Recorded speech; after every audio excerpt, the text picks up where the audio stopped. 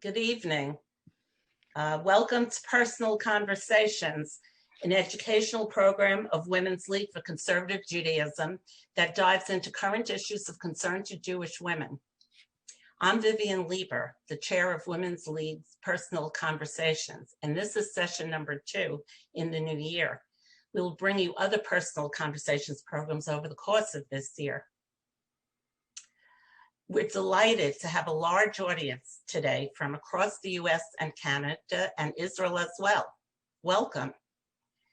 Personal Conversations is one of Women's League's family of programs offered as a free membership benefit to directly serve our Women's League sisters. For example, our Health and Wellness series will have a program this Monday, November 2nd at 7 p.m. Eastern Time called Mikvah, the Original Body of Water. Information and the registration link were included on the Women's League Week e-newsletter of this week.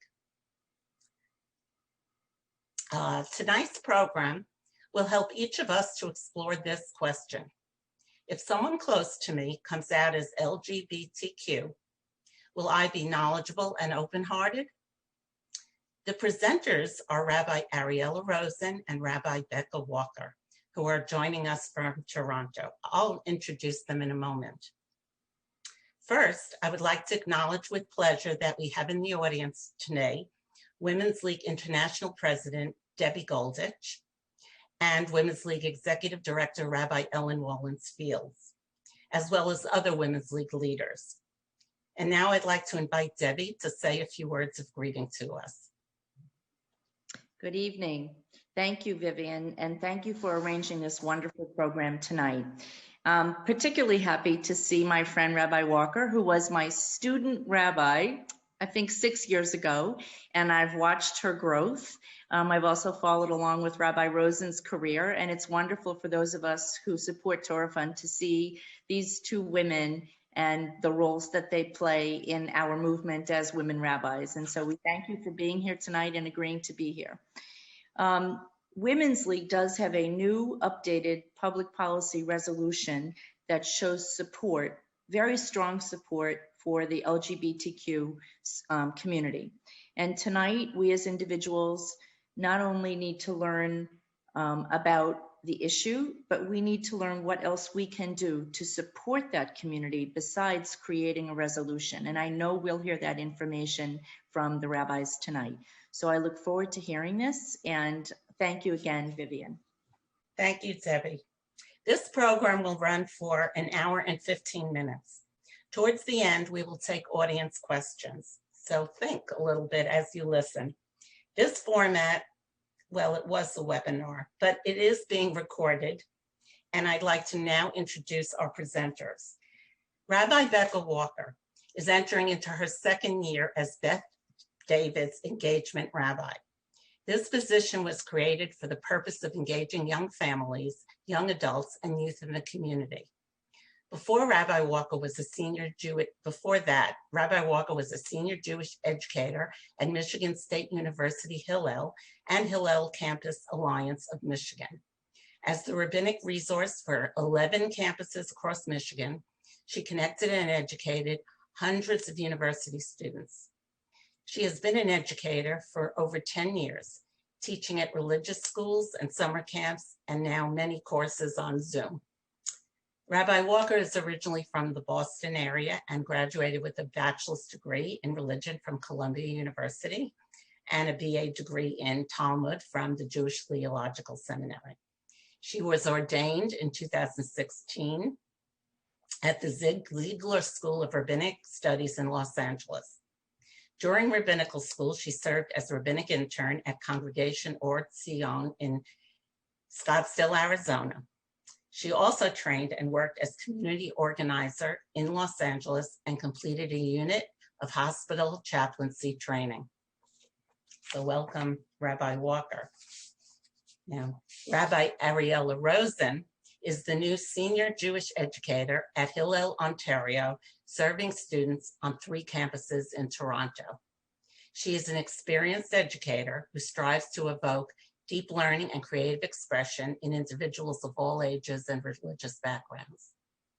She grew up in West Hartford, Connecticut, and received her undergraduate degree from List College, the joint program between Columbia University and the Jewish Theological Seminary, with majors in psychology and in Midrash.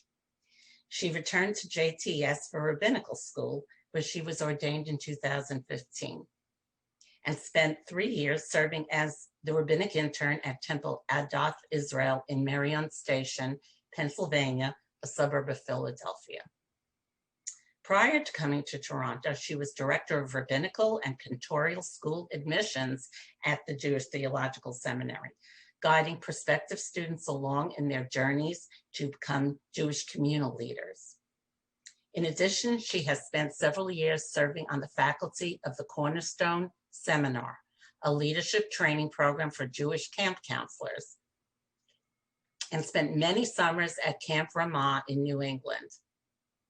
Rabbi Rosen loves to engage creatively with Jewish ideas and texts and seeks to incorporate a sense of joy and play alongside the profound and meaningful.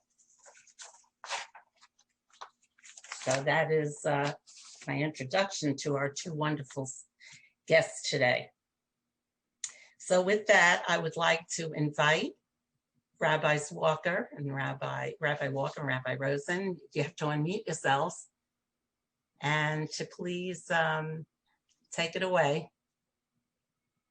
Thank you. You know, you have a lot to tell us.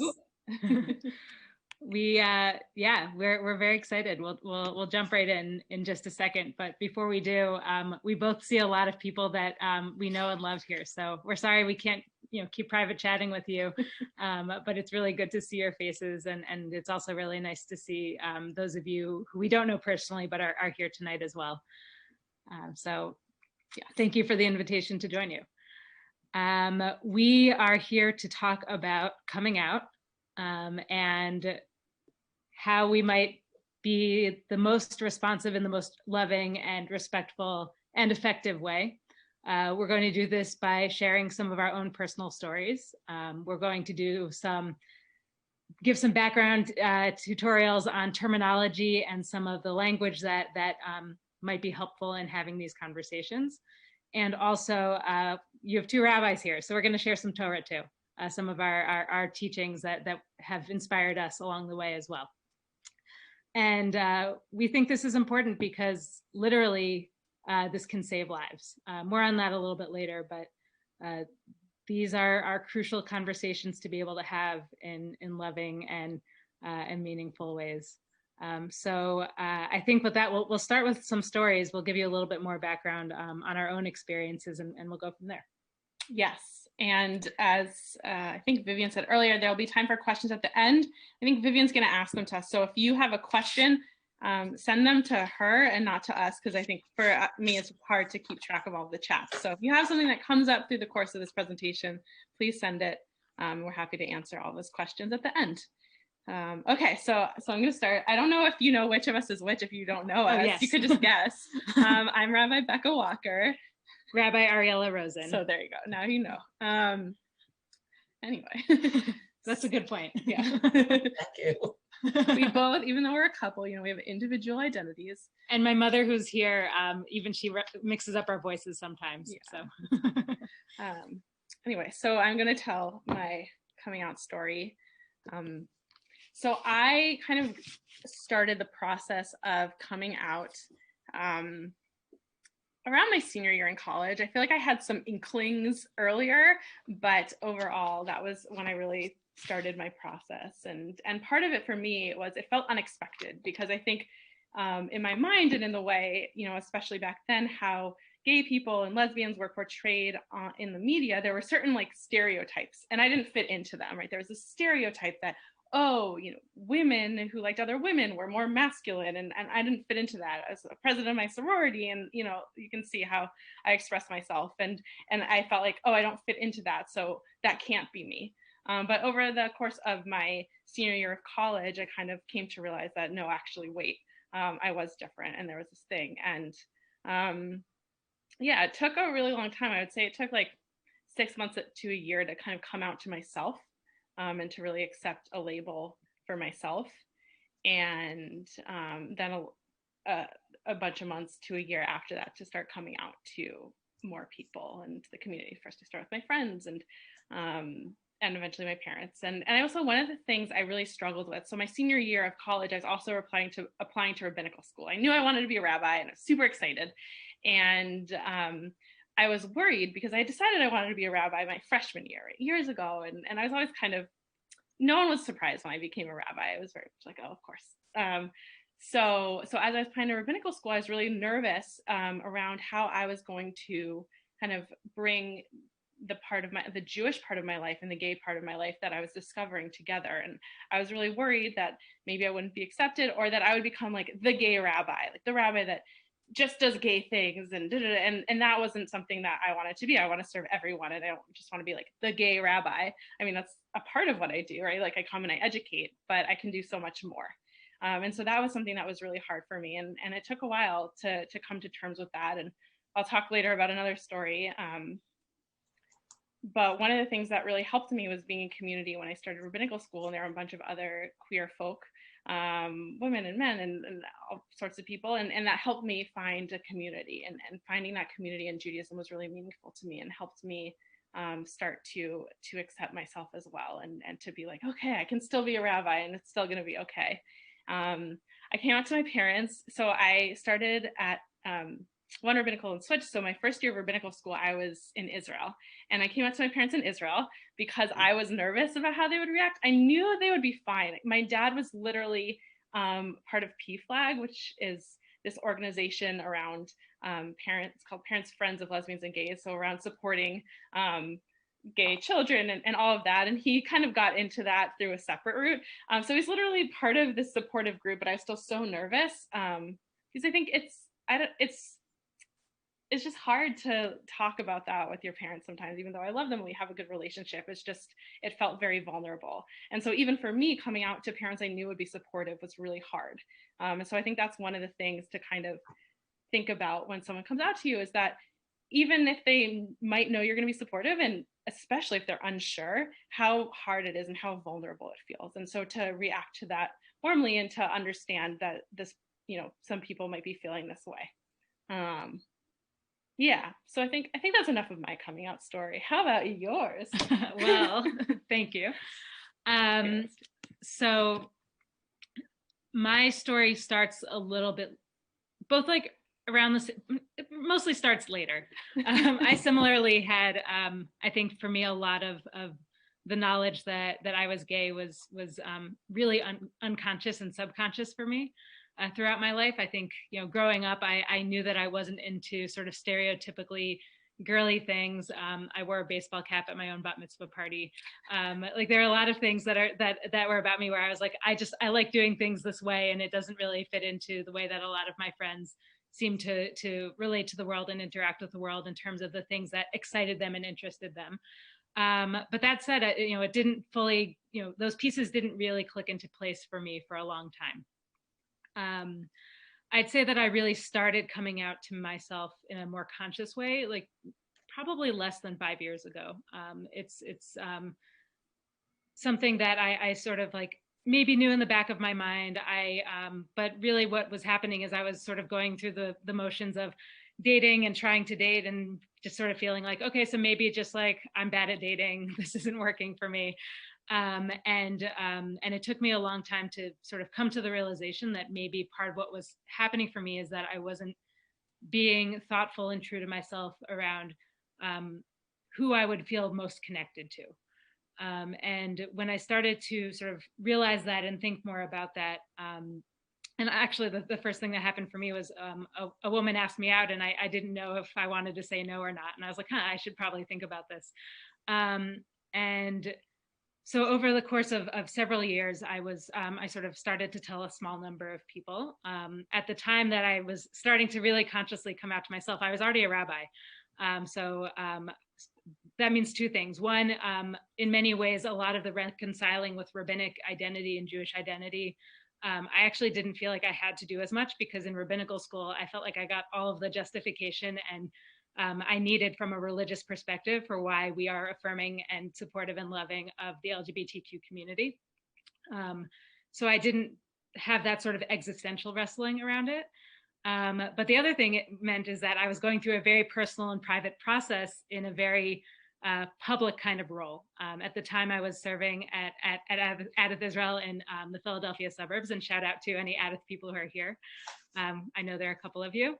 And it wasn't that I was afraid that I wouldn't be received well, because when eventually I did come out, I continue to get a ton of love from that community. So that wasn't the issue. It was more that I didn't feel ready to bring something that was so personal and sort of private out into a space where I knew that my life was just more visible than it would be if I was in a different kind of role. So that sort of made me think about the timeline a little bit differently. And I also just, I had to feel ready. We all work on our own timelines. I had to be ready when I was ready. And so, so I would say that I only really started publicly being out in like major, in a more profound way, like for about 2.5 years now. And when that sort of coincided with around when we started talking and spending time with each other. And as well, that's around when I decided I was ready to come out to my family. I'd actually come out to my siblings before that, but I came out to my parents, and their response was, and hello to my mother, who I'm looking at right now, was, yeah, we kind of figured. And so there were two things in my life that fit in that category of deciding to become a rabbi and coming out as gay, where it seemed like other people had it figured out before I did. And so I appreciated their response, because it told me immediately that I would be, that they were accepting of this, and that was followed up with a lot of affirmation and love as well, which I really appreciated. So, and then from there, it's felt a lot more comfortable.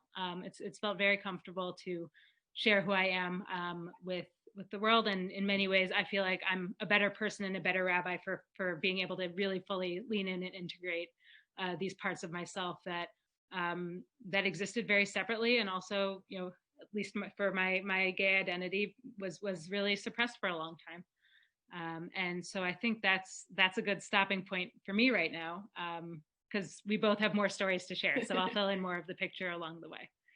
Yeah, and just to say also that, everyone's coming out experiences are different. Sometimes people will come out as one thing and then kind of have an evolving sense that actually it's something else. Right? Sometimes people will come out as bisexual and then will realize, no, actually I'm gay, or I'm lesbian, or there can be fluidity there, and it's a self-discovery process. Sometimes people come out in high school, sometimes people come out in their 50s or 60s, right? There's kind of no wrong way to do it, and it looks different for everyone. Yeah. And I want to also just say on that if no matter when somebody comes out, it doesn't mean that what happened before wasn't true. We've been our full, any one of us is our full selves as we understand ourselves at any point along the way, and it doesn't negate, sort of coming out as an identity at any point in life doesn't negate the truthfulness of how any one of us might have been in the world before that. I think that's really important to say as well. Yes. Okay. So lots of different things you can come out as, or someone might come out to you as. So we're going to do I'm going to do a brief-ish. So this could take hours, but it's not. Just a brief kind of rundown of some of the terms. I will say, if there's something you hear that you want to know more about, you can ask a question, or maybe just write it down. If there's a certain term, you can write it down. And honestly, Google is your friend. There are lots of really great online resources that can really explain it in depth. So I will just say that as a disclaimer before we launch into it. So there's a lot of things people can come out as. I would say with terminology, it's important to echo the person's language, right? So if someone comes out to you as lesbian, you can call them lesbian, like, thank you for coming out to me, right? And so, etc. So we're going to do LGBTQ plus, right? I think that's what the title said.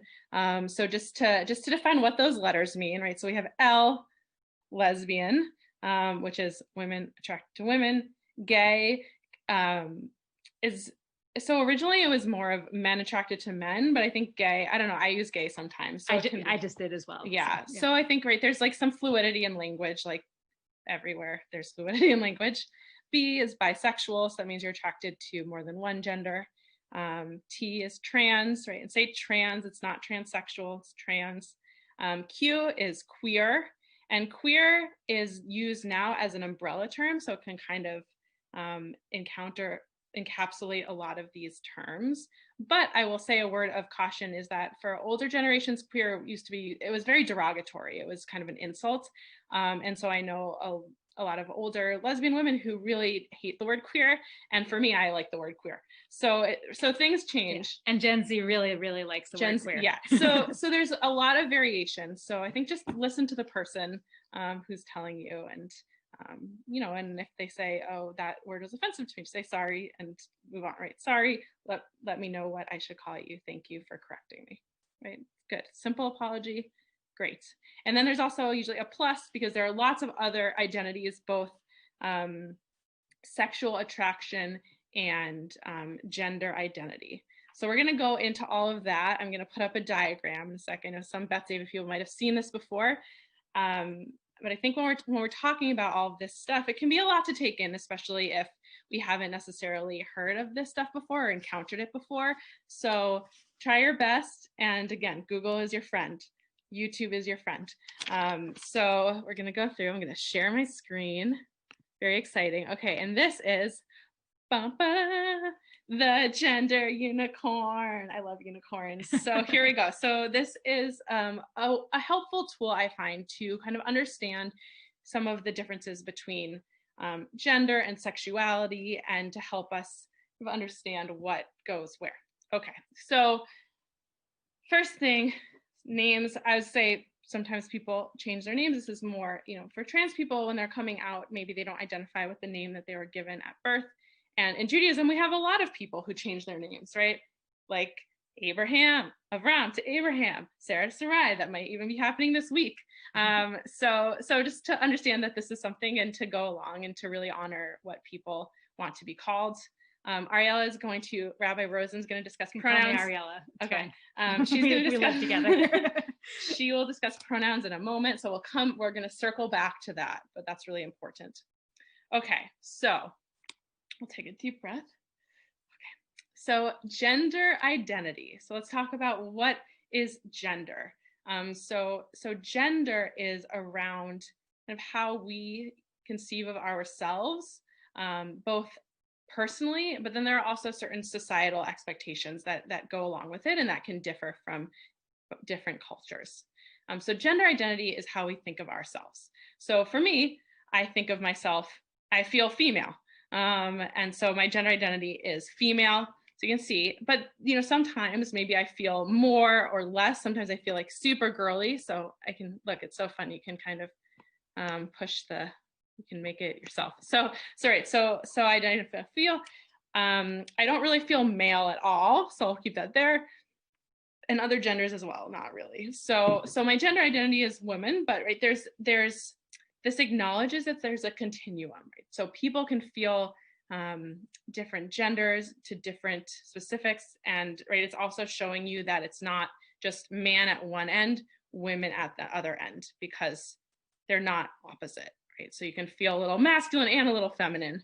And there are a lot of, I was actually just looking on YouTube, there are a lot of great videos of people discussing this who don't identify as male or female, talking about kind of what that's like for them. And I can't really talk about it because I don't have that experience, right? But there are people that do. And so some other kind of gender identities that people might have are like agender, genderqueer, non-binary. So just, these are all ideas of that you don't really feel like you fit into the male or the female box, or maybe you're sometimes feel male or sometimes feel female and sometimes feel other. Yes, so, okay, sorry.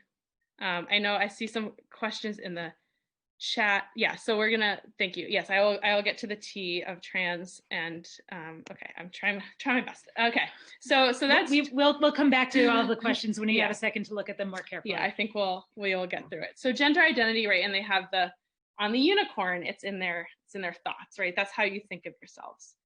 So that's our gender identity. So I think of myself as female. Cool.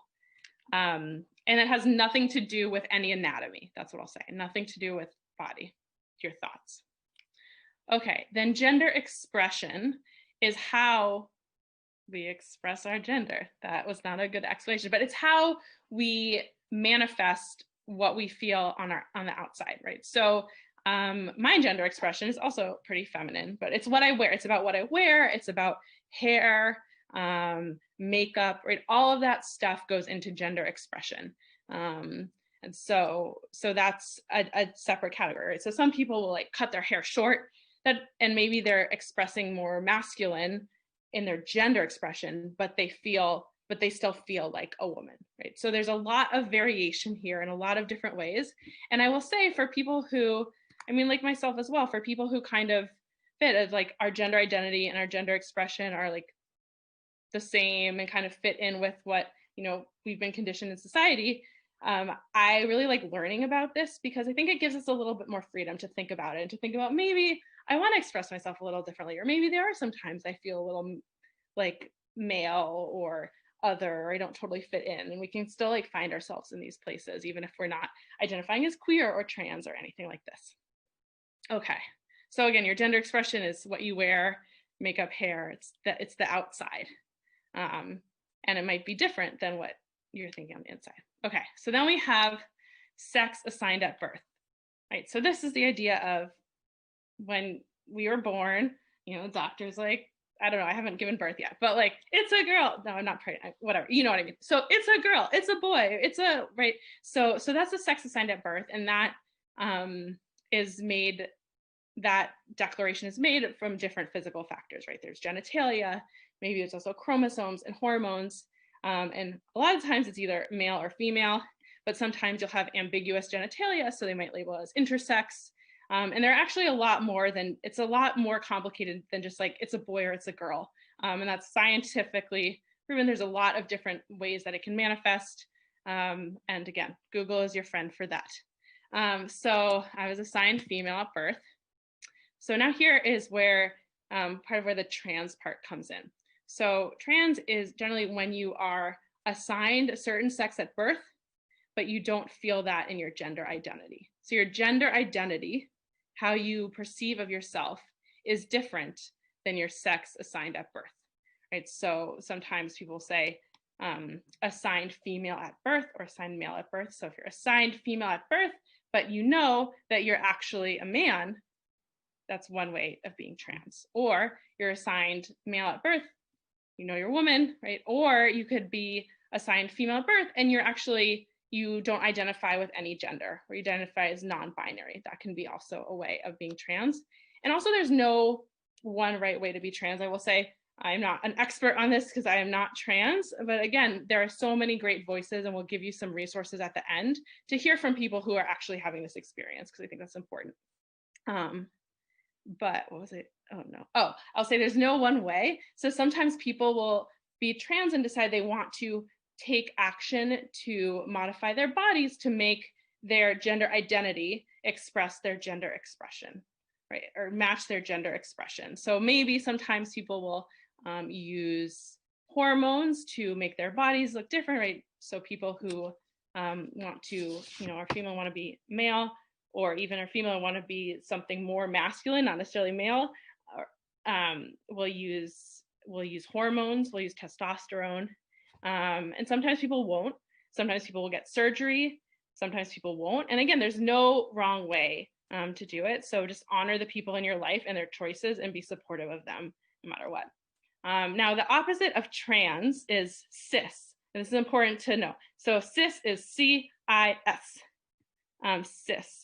And cis means that your sex assigned at birth and your gender identity match. So for example, we are both cis. And I don't know all of you, but I think many of you who I have met are also cis, right? So you are assigned female at birth, and you also feel like that same, right? That you feel like a woman. You feel like a woman. You're assigned female and you feel like a woman. You are cis. And yeah, so that's a good word to know. So that is all around gender. And I think that stuff is in some ways harder because it's a little bit, some of the terminology is newer and can be really hard to understand if we haven't experienced this. But We have to try because it's really important. And then this part, physically attracted to and emotionally attracted to, is around sexuality, right? So when we say physically attracted to, you could be physically attracted to women, men, other genders. And so, right, so if you're very much attracted to women, great. But maybe you're like a little attracted to women. Sorry, I'm gonna put myself there. I'm not really attracted to men, but you know, there's certain people who are. There are people who identify as lesbian who have a small attraction to men, right? It's this recognition that nothing is binary, nothing is black and white. There's always a little bit of gray. And so people can be attracted to women, can be attracted to men, they could be attracted to both equally, right? So this person might identify as bisexual, they might identify as pansexual, which is another, pansexual is very similar to the word bisexual. It's just a recognition because bi has that Means two. means two. So bisexual meant like I'm attracted to two, to man and woman. And pansexual kind of recognizes that there are many genders, not just two. Although I will say a lot of people identify as bisexual, and also most people who identify as bisexual are not saying, oh, there's only two genders. That's just the term they like. So there's a bisexual term, a pansexual term, which means you're attracted to multiple genders. So that could also mean like women and other genders. Right. So there's a lot of different terms, and there are a lot of different ways to do it. And I think what's important is just to know that there are lots of different ways, and just to be open to hearing other people's experiences in this, even if they don't match your own. Okay, and then we get emotionally attracted to. And I think this is just right, separating kind of, there's the physical attraction, there's emotional attraction in our head. And so there's some people who maybe don't have physical attraction at all. People are asexual is one of the terms that some people might use for that, who are just not interested in the physical, but they do want to be in a romantic emotional relationship. So those people, right? So someone like that might feel like, oh, I'm very emotionally attracted to women or men, or both, neither, right? So I think, yeah, there's a lot. I feel like I just said a lot. I'm hoping that some of it landed, and just to acknowledge that it's a lot, and just to keep learning, and just be patient with yourselves, be patient with each other, to learn this, because it is important. Okay, so Do you want me to stop sharing? sure. So just to reiterate, I think I would not stress out so much about the language, because it is a lot that we just shared with you, and it's okay. I feel like I don't necessarily even have a full read on all of the different terms somebody might use to talk about themselves. But the thing that we do is we listen, right? We listen to what somebody is telling us. It's okay to ask questions. It's good to ask first, is it okay if I ask you a few questions? But generally speaking, if somebody is trusting you to come out to you, then they're going to trust that the questions that you ask are coming from a place of genuine love and care and wanting to support them. So just a little bit about pronouns, because I think that's something that comes up in public discourse a lot, in conversation. We changed our name, but generally both of us, when we sign into a Zoom call, it says we have our names, and then in parentheses, the pronouns she and her, which is our way of signaling to whoever we are in a meeting with those are the pronouns that we use when if somebody refers to one of us, they would say, Rabbi Ariella, she da da da da da. Rabbi Walker, I heard her talk the other day, and so the correct way of referring to somebody. It sort of seems like a minor thing. It's semantics, it's language, and we know that people are bigger than language. But one of the reasons why pronouns has been given so much focus and attention lately is because it's a really clear way of somebody being able to share a bit of who they are. And by using somebody's pronouns correctly, it's a way of signaling to them that you understand what they're trying to say about themselves, that you are seeing them, that you are acknowledging who they are. There's a difference. So it used to be that people would say, what are your preferred pronouns? Nowadays we're saying, what are your pronouns? Because we don't want to, even the word preference sort of minimizes the fact that this is maybe at the very core of who I am. And so calling it a preference can sometimes feel like it's belittling that. But when somebody shares their pronouns, they're saying, this is how I want you to refer to me, and this is how I want you to see me. So there are different pronouns that generally people use. The most common are she, her, and hers, he, him, and his, and also now they, them, and theirs, which can be used as a singular when you don't know who somebody is, regardless of, we do this all the time without thinking about somebody's gender identity. I saw somebody walking. Oh, what were they doing? Right? We do that all the time using they as a singular without worrying about it. So it can sometimes take a little bit of practice to make sure you're getting that right with a person who says my pronouns are they, them, and theirs. But we already know how to do that in linguistically in English. They and them is often what people will choose to use if they are not clearly identifying within the gender binary. But even with that, it's better, my preference, and I think a lot of people's preference, is not to assume what somebody's pronouns are, but to ask them. And most people are happy to answer that question. There are other pronouns too that are less common but out there, like Z and here, and there are a few others. We're not going to list them here because I think if somebody uses ones that are outside of sort of the typical spread of pronouns that we already use, they will tell you what they are.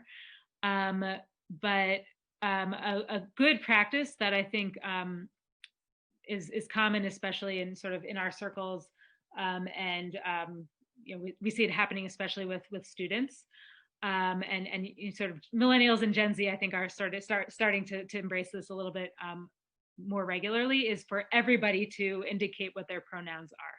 So whether it's putting it on a name tag or putting it in your Zoom name, or when you introduce yourself saying, my name is Ariella and I use she, her, and hers. When everybody does that, it makes it so that if somebody doesn't have pronouns that are obvious based on their appearance, they aren't sort of singled out having to share them. It's a way of signaling, hey, like whoever you are, however you identify, you're good here. We understand, and we see you, and we want you to know that this is a comfortable space. So pronouns are just another way of signaling a level of support. So we just shared a lot with you, and we're not done sharing. We're sorry about that because it might feel like a bombardment of information. But we're going to take a break from sharing information at you to share some more stories. Share some stories at you. So just where we are in our agenda, we want to tell you a little bit more about some of our experiences. We want to share with you some of the Jewish teachings that we've been thinking a lot about in the context of this conversation.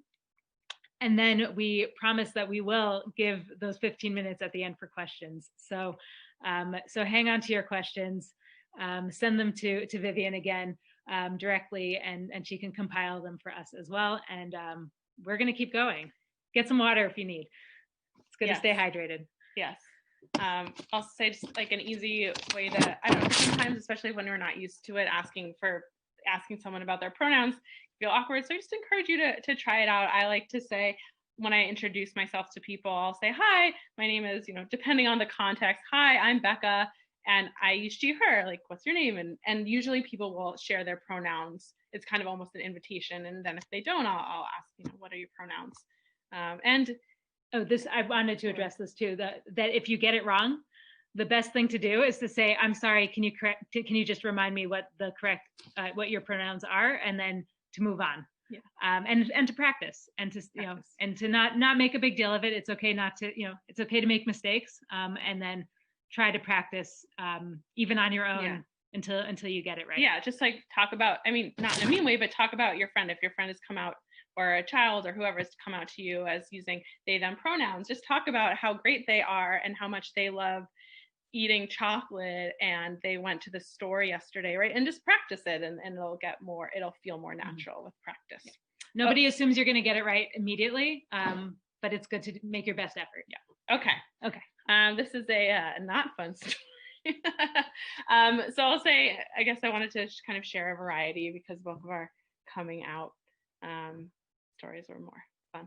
But I will say that, right, again, with this struggle that I had kind of figuring out, okay, how is I going to be gay and a rabbi, and was it okay, and all of that. And I eventually kind of reconciled it within myself, and I found some texts that really spoke to me, and felt like, okay, this was going to be okay, and God made me this way, and so like that's that I can't change that. But in rabbinical school, we were in Israel, my classmates and I, and we were actually hearing from this rabbi who was like kind of a leader in the movement, one of many. But anyway, so he was speaking to us and speaking to our class, and we were talking about changing Jewish law and what does it mean to kind of adapt to different halacha. And he was saying, he went on this kind of tangent about how he thought that, women being ordained as rabbis, he agreed with that decision because that felt like that was biology and they couldn't change that, women couldn't change that, and it made sense to him. But meanwhile, he wasn't so sure about the decision that the law committee had made and JTS and Zeeler had made to ordain openly gay students. Meanwhile, I'm sitting there like listening to him thinking like, oh my gosh, is this really happening? Like, is he really saying this? And there's first this kind of disbelief, and then kind of looking around and hoping that maybe my classmates would say something. And I think everyone was a little bit stunned.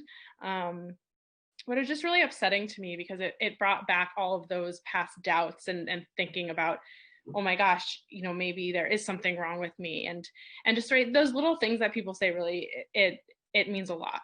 And it can really kind of infiltrate. I'm not that tough. And so hearing that was really upsetting. And I think it really inspired me to continue to push and fight for my place at the table. And I've had other people say that to me. I've had people in all different places say that to me, even in places that we might think are very liberal. And so I think there is still a need for us to be talking about this and being inclusive. And I'll continue to fight for my place here in the rabbinate. So yeah, it's really hard to when somebody who we trust to be our teachers, to be our supporters, to be people who we are gaining something from in our lives, when they all of a sudden sort of are not voice something that all of a sudden makes it feel like maybe I'm not going to be accepted by you. So I want to share a story very briefly of a time that somebody came to me for help with somebody I worked with recently came to me saying that their daughter who was fairly young, I think under bat mitzvah age, came out to them as being attracted to girls, as I think that was the language that they used, but basically coming out as gay. And feeling really worried about how to support their child, right? Like, I don't want to get this wrong. I want her to know that I love her. And also, I feel like she's too young to have a real conversation about this, because like, I don't really want to talk to her about dating and sex and all of these things that are, that it feels too young to talk to her about. And so the conversation we had was less about what's the right language to use, and much more about what's the presence that you can offer in this moment. And what we talked about was how can you make it clear to your child that at no matter what point, at what stage along the way, she will want to keep coming to you to talk to you about it. And so we talked about asking questions and really doing a lot of listening and affirming what she said and affirming that she was loved and letting her lead the conversation, even though she was young. This is your conversation. I'm here to listen. I want to understand. Tell me what you want me to know right now. And the other thing that we talked about is something that Becca said a little bit earlier, which is that was to talk to her as she is right now. That all of us are constantly evolving, right? And this is what she is coming to tell you right now about who she is. But never say it's a phase. It's no. just a phase. No. That is not what I'm suggesting at all. It's not a phase, but to understand that when an 11-year-old comes to talk to you about who they think they are, you don't have to talk about who they might marry. right? We don't have to jump so many steps ahead, just to talk about what this means for them in their life right now. And I think that's something that talking before about how Gen Z in particular is really comfortable with the word queer. I think there's also a real comfort with sort of trying out different, not so much trying out identities, but really doing some exploration in a way that doesn't necessarily have to feel permanent. But whereas for like both of us, our process was much more internal. I think that there are many who are in high school and in college right now who are just a lot more comfortable with more outwardly trying to figure out who they are, which means that there might be a little bit more of changing of terminology and identity along the way as they sort of settle into what feels like the right thing to express who they are. And so we had that conversation as well. And I want to name that as an important piece of this as well, that the goal is to be who we are, right? To meet people where they are. Okay, I'm looking at the time. So we're gonna try to take us through as much as we can of what we have left planned here. Okay, I'm gonna share, well, wait, before I share the screen, I just will say, so I will be talking about a few different Jewish values that I think really add to our thinking about why should we as Jews be inclusive and affirming and open to people, right? Both personally, I know a lot of us, right, we're in Women's League for Conservative Judaism because Judaism is an important part of our lives. So to kind of connect this idea of wanting to be affirming and open to our Judaism. I think also some of this language can be helpful when we're talking to members of our community to help other people think about, okay, why is this important? Why should we be affirming of LGBTQ people? Like, why should we change some of our forms language to be more open to different, family setups, or why should we do all this? Because there are Jewish values behind it. So here are just a few. Here we go. Okay, here are a few. So that's that. Okay. Oh, I need to put into present mode so you can see it. View, present. Okay. Ooh, so fancy. Okay. So number one is pikuach nefesh, saving a life. I've heard of that before. It's this very important value. Maybe we can just send out these slides afterwards so you can take okay, so we'll send them out so you can take a look at these sources more in depth if you would like to. But here's a source that just says, right, one who destroys life, it's as if they destroy the entire world. One who saves life, is if they save the entire world. So it's important, right? We really value human life in Judaism. And why is this about human life? Well, I'm gonna show you some statistics. So this is literally a matter of life and death. So this is from a bunch of different studies. There's one that the CDC did in 2016. It talked about that LGBT youth seriously contemplate suicide at almost 3 times the rate of heterosexual peers, right? So it's literally suicide, life and death.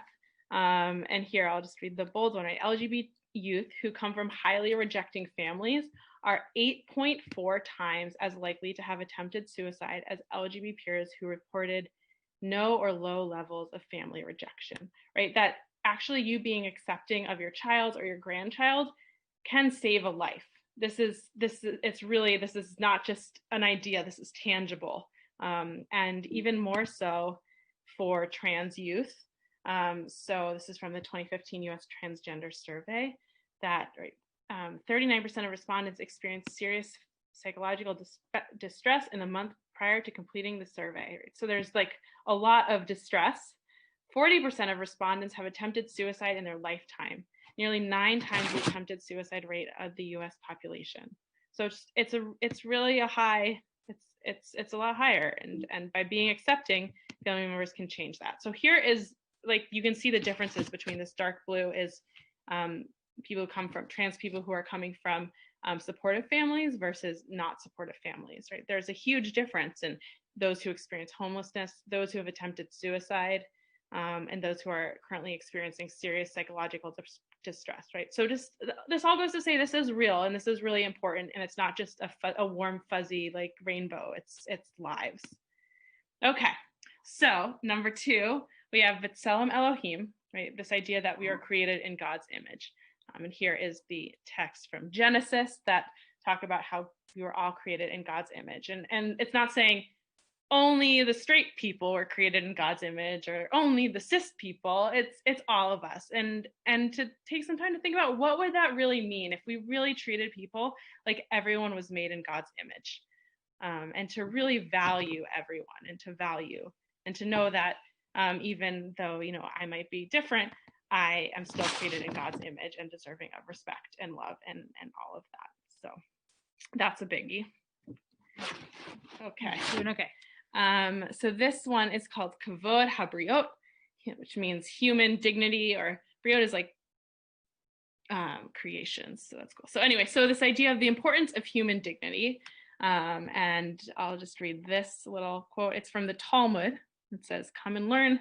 So great is human dignity that it supersedes a negative commandment of the Torah," right? That it's so much more important, that human dignity is so much more important that actually it overrides some of these things, right? So that this is more valued than some of the commandments. And here's a little example of that. But right, so human dignity is important. So why is it important to like put that extra effort in to get someone's pronouns right? Because human dignity, and right, and when we accept people and we validate who they love and we validate the way they express themselves with their gender, that is human dignity. It's very important. Okay, and then I think this is my last one, right? I don't know. Okay, chesed, which means kindness. So it's, again, chesed is a Jewish value.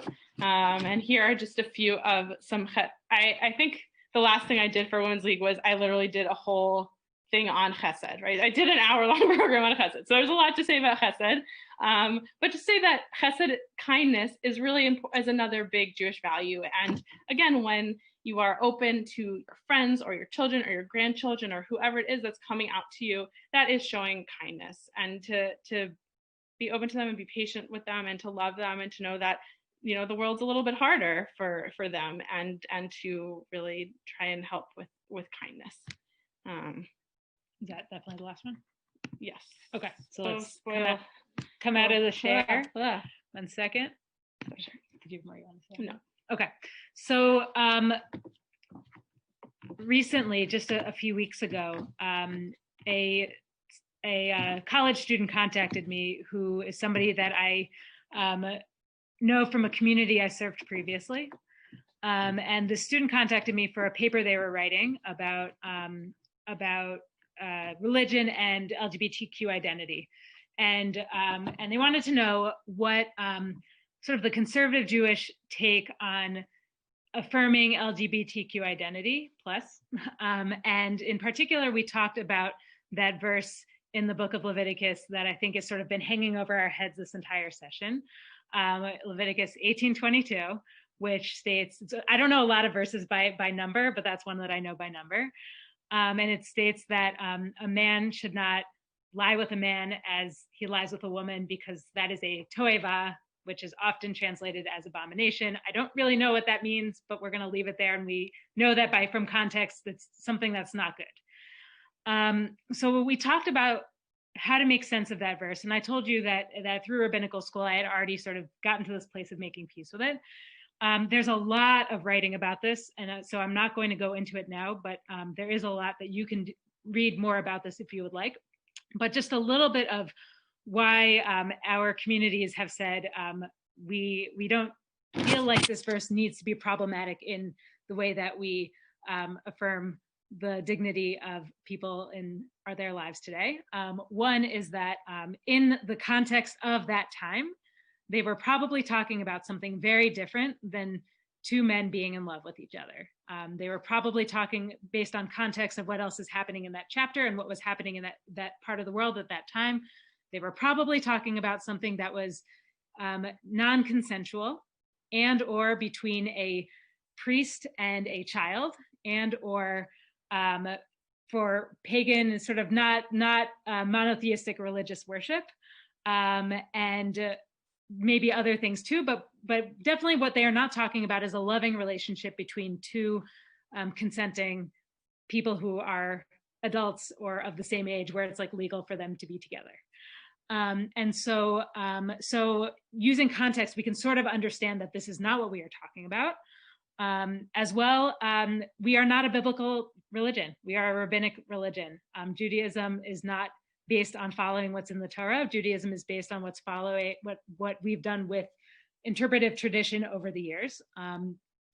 We haven't necessarily done the work of legislating this law out of existence, but we've done it with other things that we find distasteful and problematic. We don't stone our rebellious children, for example. So it's hopeful to me to know that it is in our hands to do that work, because we are part of a tradition that does that work of navigating things that we find morally objectionable in the Torah. So we talked a little bit about that, and this at the end of the conversation, this student said, I really want to thank you.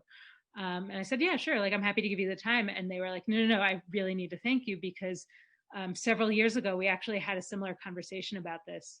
Do you remember? And like, they had to remind me of some of the details, but then eventually I did remember having that conversation. And they said, like, I'd come out not too long before that. And having that conversation back then with you was huge. It was a way for me to realize that I could be proudly Jewish and feel like myself in my Jewish identity and my gay identity at the same time, which in ways that I didn't understand was possible before. And that's why I wanted to come back to you now, a few years later, to talk to you about this paper. And I just need to thank you for that. That was a very powerful moment for me also, of realizing how crucial it is to be loving and affirming and accepting, and also to know that it is deeply within Jewish tradition to do so. We don't have a lot of time. I want to try to share one more text with us. We're going to go back into the screen share just by way of closing this part, and then we'll go into our Q&A. So this is a text that I really love to teach on why we're here tonight, really. So just to take us through the first verse, which might be familiar to some of you, it's from the creation story. And it says, God called the light day, and the darkness God called night, and there's evening and there's morning the first day. What does this have to do with queer identity? What does it have to do with I don't queer know. identity? Let me tell you. Tell me. Okay. Sorry. So what we have here are two categories, right? We have day, the light time, which is called day, and then we have the dark time, which is called night. And those seem to be our two categories of time here. But then there's a little bit more here. It says, Vayhi erev, vayhi voker, yom echad. There was evening and there was morning. So wait a second, we're not just talking about day and night now. We're actually talking about how there are periods of time that sort of blur between them. When we go from day to night, it doesn't suddenly get dark and it doesn't suddenly get light. It shifts, and there's this sort of gradation that happens, and we move sort of in like a very natural and very beautiful way from one to the other. So I'm not going to go into this full text that's below it, but basically what we have here is this idea that the rabbis ran with, which is that in that in-between time, some very special things happened. At the twilight of the end of the first week of creation, it's Friday afternoon, Shabbat is coming, and God is like, oh my gosh, there's still a few things I need to create. And as the sun is going down in this twilight period, which is called Ben Hashmashot, literally between the suns, there are all these amazing things that are created that become essential later on throughout the Torah to sort of save the Israelites and the people in general, and move the narrative forward. And so there's a lot to say about this text that I can't share right now, but I do want to say two things about it. One is that the rabbis absolutely understood that things didn't fall neatly into two categories, that binaries don't work. They understood that those categories were limited because they had to make sense of what to do with the fact that we have evening and we have morning and what are these other times. And they created a whole midrash, a whole sort of imagination of what happened in that in-between time, because they were like, something special must have happened here.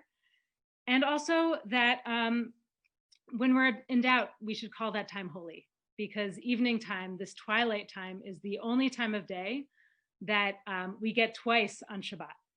Shabbat starts before sundown, and then we get twilight. And then as Shabbat is ending, we get twilight, and then Shabbat ends. And so there's this whole argument over, is twilight part of the previous day or part of the next day? Where does it belong? And the rabbi said, well, you know what? It's it's we just have to call it holy time. So Shabbat gets twilight twice. So I share this to say that we don't have to worry about the labels. We don't have to worry, we're going to try to do our best to get them right. But really what we're doing is we're looking at each other and saying, even if I'm not totally sure where you're coming from, or even if I'm trying to relate to your experience and it's hard for me to do that, my responsibility is to call it holy, is to call you holy. And that is why we're here. That's what we're here to do. So let's stop the share. Well, I guess there's like the resources.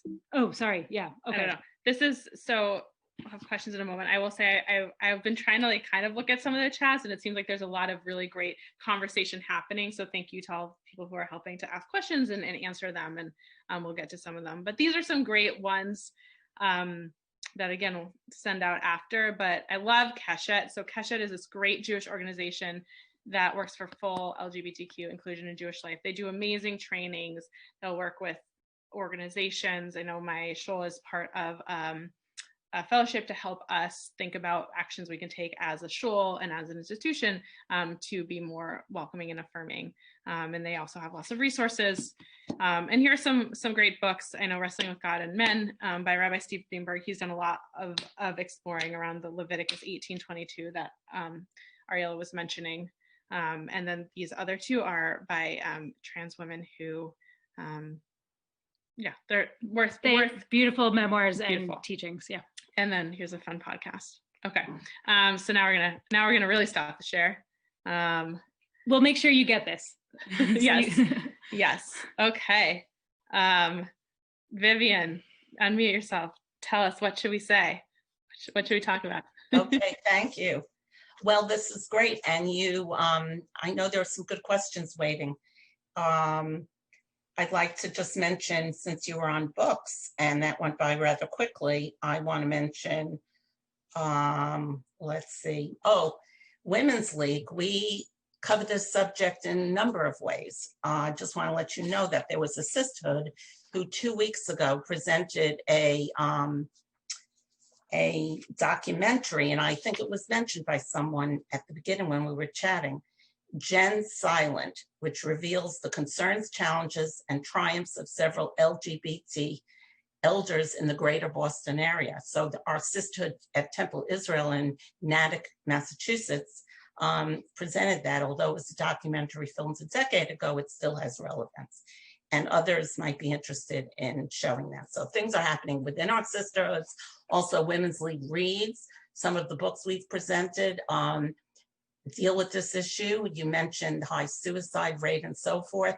The book by Goldie Goldblum, who is a Hasidic lesbian mother of 8, who wrote, and a novelist and an award and fabulous woman. We presented her book On Division. And it is a novel taking place in Williamsburg, New York, contemporary, that portrays one of the sons in this family who is gay and rejected by the father, but not by the mother, but he still has a sad story and things do not go well.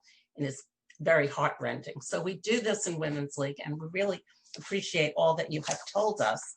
Now, let me get to some of the great questions that I have before us. I was taking notes. Okay, how do you make someone a little more comfortable? Let's say you're a parent or a grandparent, an aunt, you just sense that someone in your family is trying to tell you something and you suspect already what it is. How can you help them move in that direction? And Corey, I'm rephrasing how she put it, but Corey Schneider asked that question. Yeah, it's a good question. Think about how we can, make whoever it is feel more comfortable. I would say one thing is don't ever like try and label someone in your life. I know there are people, right? So, for example, with Ariella, right? Maybe her parents, they told her that they knew, but they never like, you're gay, right? So don't try and say, oh, it's okay, I know you're gay, because maybe they're still coming out and maybe they're not comfortable using that language. So that's the first thing. Right. Second thing is just to say, I'm here for you. I will love you no matter what. And it's okay if you feel comfortable telling, if you think they're trying to tell you something, say, I'll love you no matter what. And if they tell you, then thank them and say, thank you so much for sharing and for trusting me with that. Right. So just, and also, don't just take my lines, say what, whatever is, feels authentic to you, Yeah. but something about, right, honoring that they shared that with you, because that's really huge.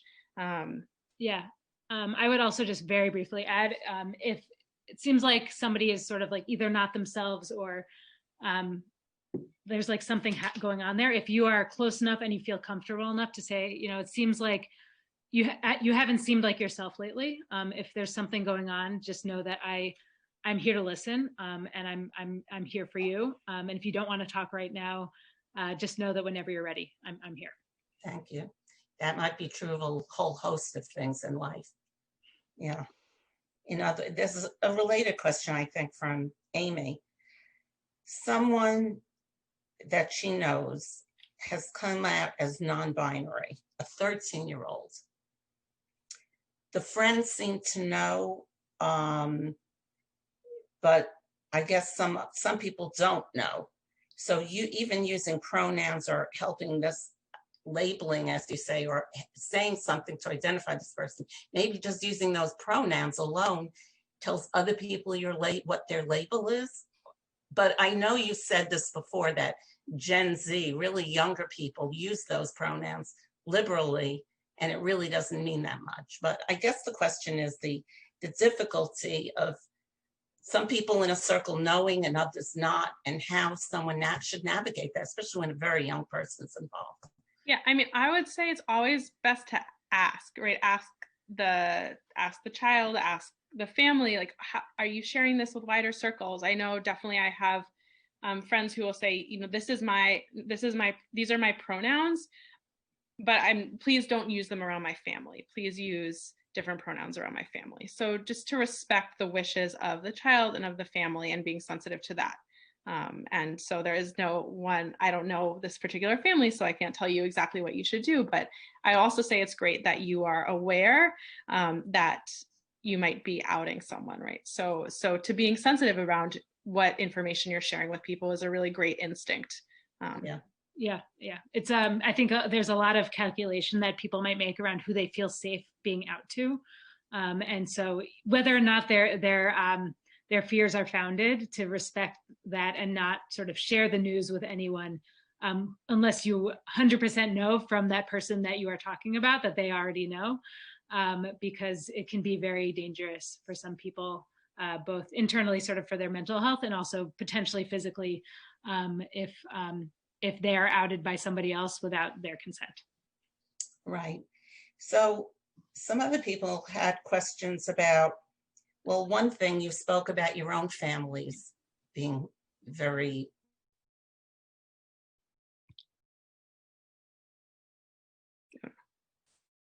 Vivian. Oh no. I think it's Vivian's connection. Hold on. Okay. Well, we can in the meantime take a look at the chat. And yes, I have to say shout out to Mia Beth for answering lots of the questions. Thank you. Yes, I agree. I haven't read all of the responses, but I think I agree with all of them. So yes, thank you. We're just going to take a quick look here. Someone comes out as, yeah, exactly. If someone comes out to you as trans, refer to them as the proper gender. Correct people who, use incorrect pronouns, right? So sometimes I have had friends who have changed, who were she, her, and now they, them.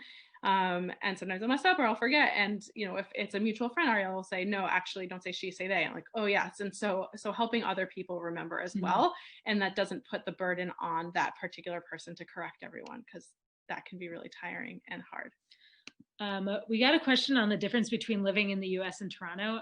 I've only lived in Toronto for 3 months, so I don't think I'm qualified to answer this, but I will say that at least in the realm of working with university students in Toronto, I am not finding a significant difference. I think that some of the sort of the generational trends around openness and around language and identity and labeling is true for sure here as well as in the US. Yeah, I mean, I've only been living here a year and a half. I do find the Jewish community is a little bit more like small C conservative than ones I'm used to in the US, but like I lived in Los Angeles and New York and Boston. And so I know that there are other communities that are in the US that are small C conservative and are more so than Toronto. So I think that it hasn't been that different. I think it's been a little bit harder here, but we're making good progress. I think, right, one of the it's hard to be a gay rabbi in many ways, but also one of the advantages is that you can show people that it's possible. And that's one of the most rewarding things for me being here and being in my past jobs is people are like, I didn't know that someone like me could be a rabbi. And so there are lots of people who just didn't feel connected to Judaism because they didn't see themselves. And it's so important to have a variety of leaders and rabbinic figures so that we can all see ourselves because the tradition is all of ours. It doesn't matter who we love or a gender expression. It belongs to all of us. I think Vivian is back, but we can sort of keep going to the chat in the meantime. But Vivian, 2 more minutes. Oh, we're almost out of time anyway. What did you do when an adult member trusted it was as like if someone wasn't as accepting? Mm-hmm. I mean, there were definitely people I like selectively told or didn't tell. Yeah. Oh. Yeah. I mean, I think so. I'm just thinking like, the one of the harder conversations for me was which wasn't ultimately that hard, was with my grandmother, who I think just didn't understand some of the implications of what I was saying. Her main concern was that she still wanted to know that I would be able to become a parent and have children and sort of genetically know that they were safe because of Ashkenazi genetic diseases. And so once we were able to sort of clarify that that being gay and being in a relationship with a woman did not preclude me from those things, and in fact those are still things that I want in my life, that was fine. It was great. So We have a hand up from Betty Ross. You and I have met because my daughter Elise Ross from Camp Vermont. Hi, Betty. Hi. Oh. First of all, thank you so much for doing this. I think it's just wonderful. I once read an article, and it wasn't anywhere in my area, and it was this woman who sort of would stand in for couples whose parents and families rejected them, and they had ceremonies, they got together, they became friends. I just thought that was so wonderful.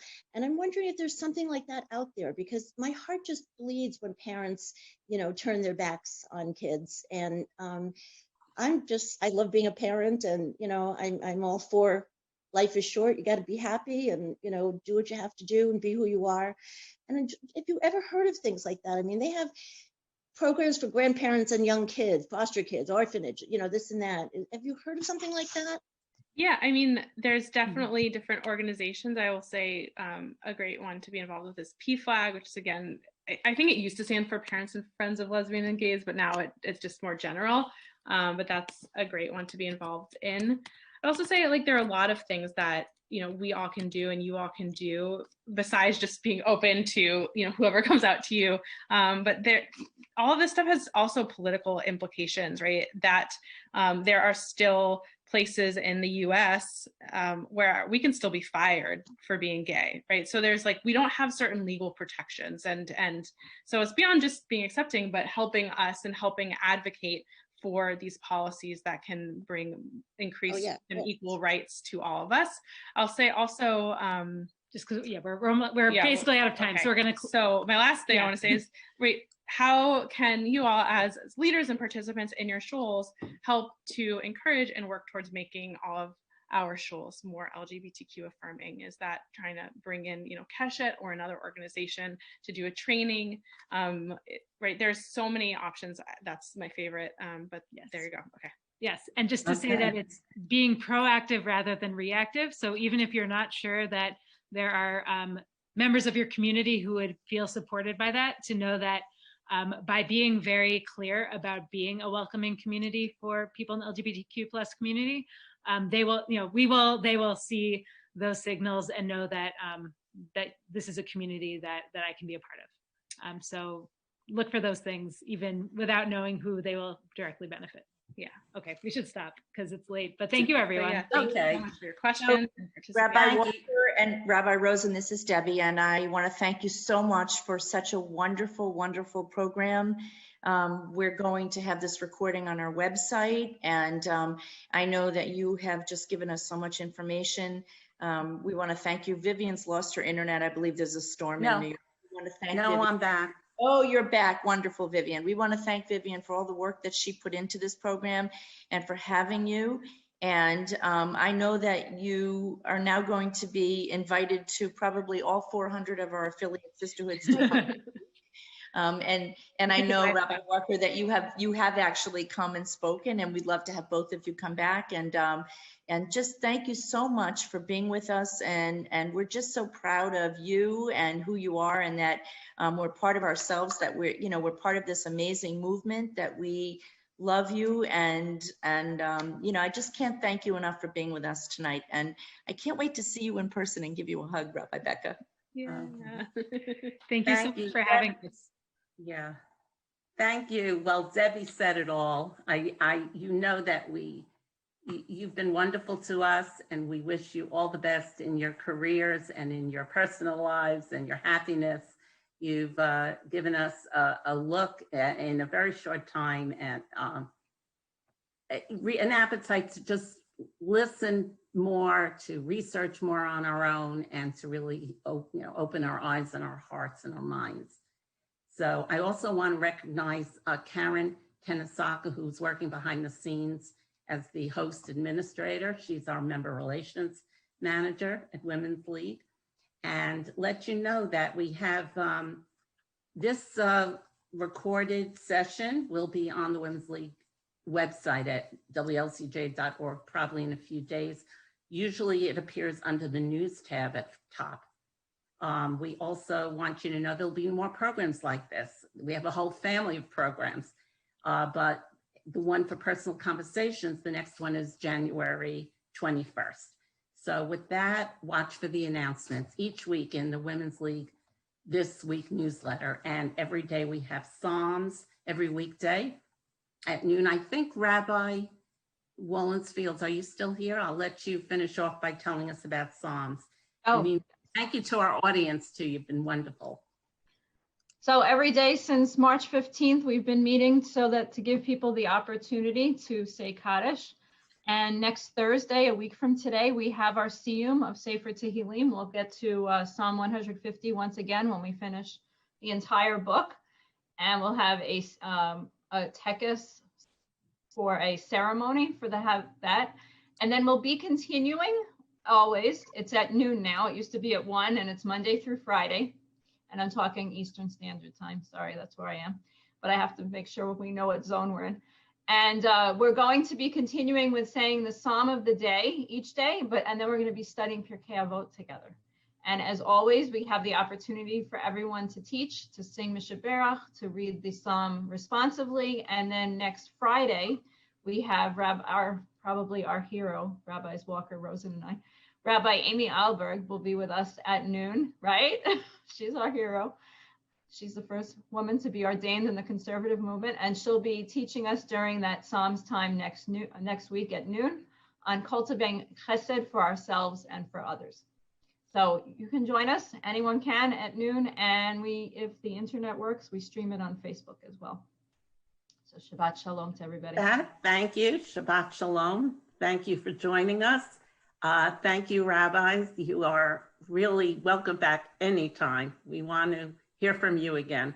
Thank you to our audience and everyone. Thank you again. Yeah, thank you. Good evening. Have a good night. Vivian, thanks for all of your work in bringing us here. It's a pleasure.